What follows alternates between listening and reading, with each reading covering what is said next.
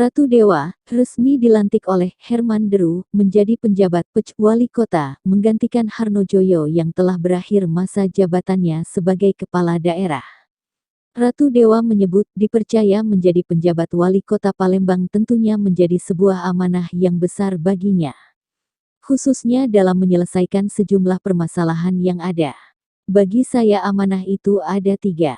Pertama, sebuah anugerah dari Allah SWT.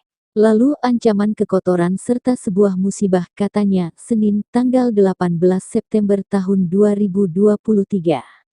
Maka dari itu, dirinya meminta dukungan dari seluruh kalangan masyarakat agar dapat menjalankan amanah besar tersebut sebaik-baiknya. Adapun sebagai penjabat Wali Kota Palembang, Ratu Dewa akan berusaha menyelesaikan sejumlah persoalan. Seperti di bidang pendidikan dan kesehatan. Persoalan stunting menjadi poin penting untuk ditekan menjadi zero stunting.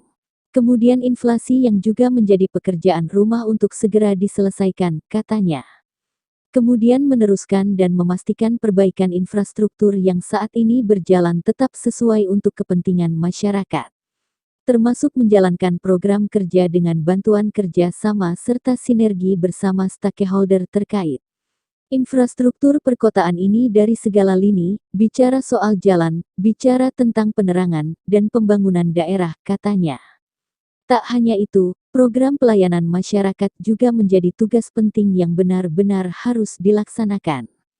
Terutama soal smart city dan destinasi wisata perlu peningkatan agar infrastruktur perkotaan masuk dalam kategori pembangunan fisik dan fasilitas publik layak.